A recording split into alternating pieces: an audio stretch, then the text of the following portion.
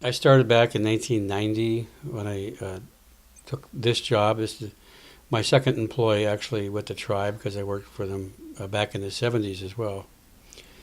Um, but we started out small and had some vision because a new casino was being, built and with a lot of employment and different shifts being working. So we wrote an economic development grant and received some funds then from the BIA to start an EAP program to increase the communications with the newspaper.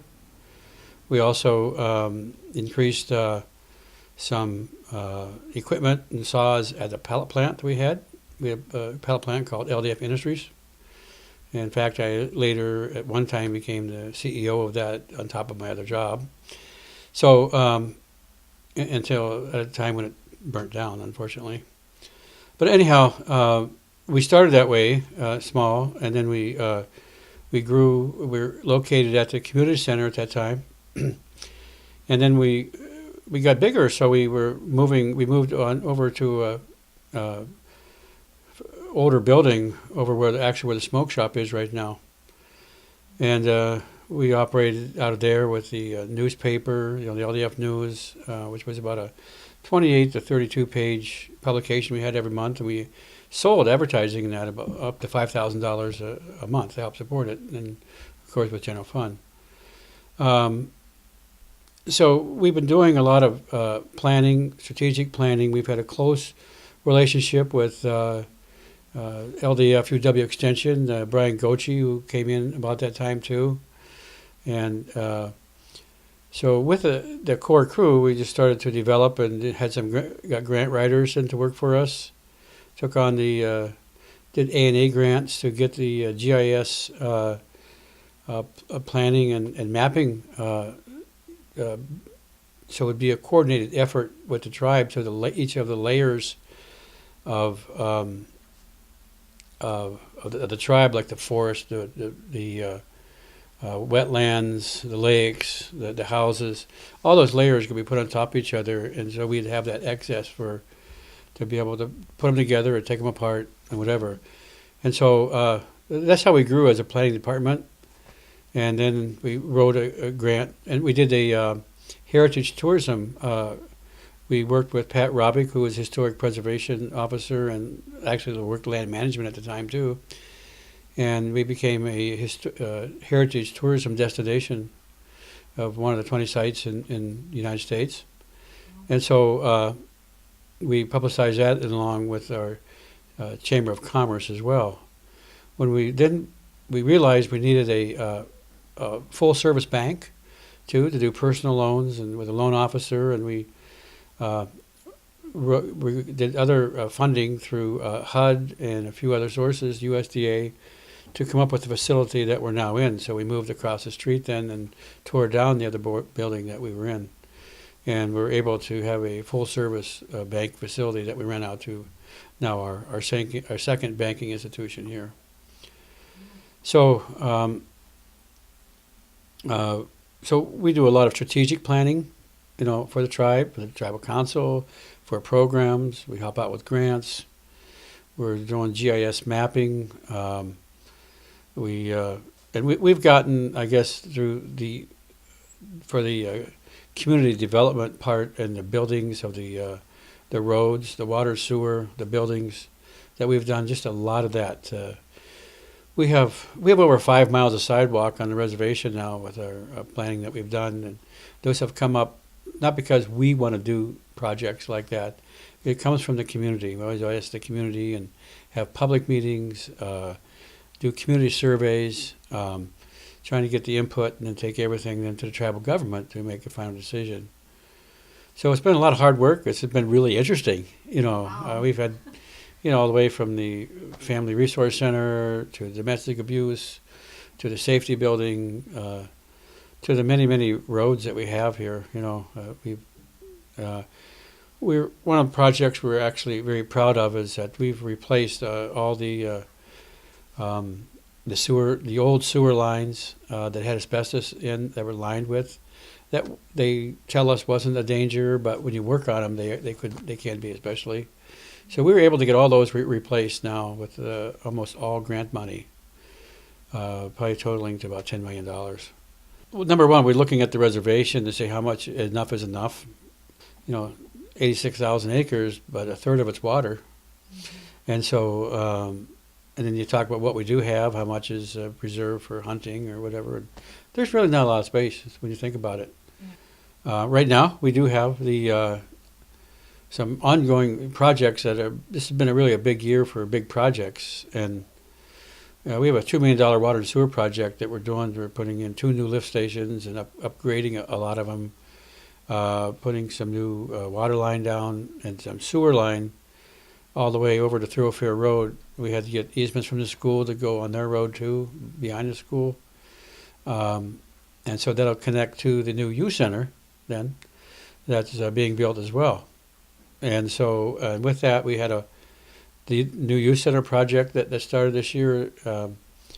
The road project was a part of that as well for a youth center lane, and the parking facility and lights in front of the new youth center.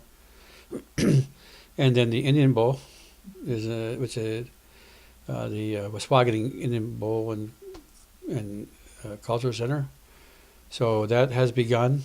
And so all these projects are going and coming to fruition, where all of them will be done by the summer. Wow. So it's been a big year for us this year for that. And especially with a lot of them happening at the same time. Yeah. So, so we're also, there are other smaller projects that are big to other people too. We're looking at increasing our Hope homes over on Arnold Stock and Babadosh Point, and in working with the clinic now, who's operating those homes, that we're remodeling and expanding them to a Bureau of Justice Assistance grant, so that they can each house 8 residents apiece, 1 for men and 1 for women. Right now, it's about 5 that they can do. So those projects will be done this coming year. We're trying to finish up on the environmental for those right now, and and we're also looking at water or some road projects coming up. Every year we do a tribal improvement transportation plan with a construction priority list, and we're getting less money now for road construction, but we're still going to be doing some. We've been studying the lagoon for some time, from a biodome study and we're working with Indian Health Service very closely on this.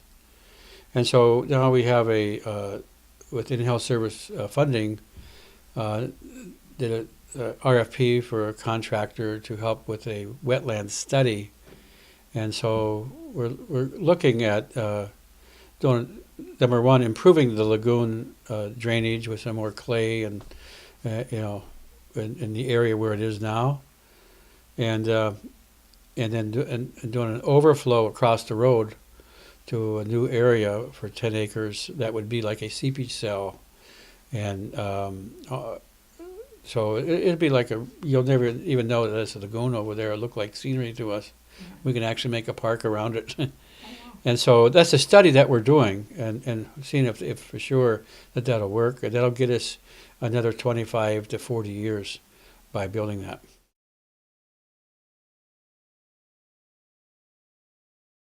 We did start under construction a year ago or so. We did start the demolition of it, was actually when it started. And so at one point we took out the travel garage, helped us, and we took out the building. We then had a contract to do the steps and the cement that were there. We were careful because we had heard that there might have been a time capsule in there, but we didn't find one. We wish we would have. And so then we had a lot of preliminary tests done on it and so forth. So now we have a contract with our own construction company, LDF Construction CCI Inc., which is a partnership of the Business Development Corporation. And so we did begin construction this fall. But the first half of the project is actually, pretty much framed up now, and we decided to go with a kind of a last minute change because funds are a little short of that project. So we are leaving some things out of the construction that were nice things to have but not necessary to have, and so that we could have a basement. And so that's being done, and the basement's in, it's framed up. Right now they're trying to put the roof on it. The contract is substantial completion, should be a week before the July. So on July 1st and July 4th, we'll be ready for our 4th of July powwow. So the Indian Bowl arena, the seating, the concession stand, we hope to have enough money for the bathroom facilities, and the ticket booth. That'll be ready to go. So we're really excited over that. It's been a long time coming. It's been like 10 years. I think we've been planning this, and we did a study on it with actually the same architect we have now, who was working for somebody else who helped us with a study on the Indian Bowl. So we're really excited. We're under a capital campaign right now because in the second half of the project, phase 2, then we'll take it closer to the museum, if not add on to the museum, which is the plan now. And there'll be a lot more room for exhibits and exchanging the exhibits, monthly and so forth, to increase our education, our tourism, our understanding of Native culture, and all the arts as well.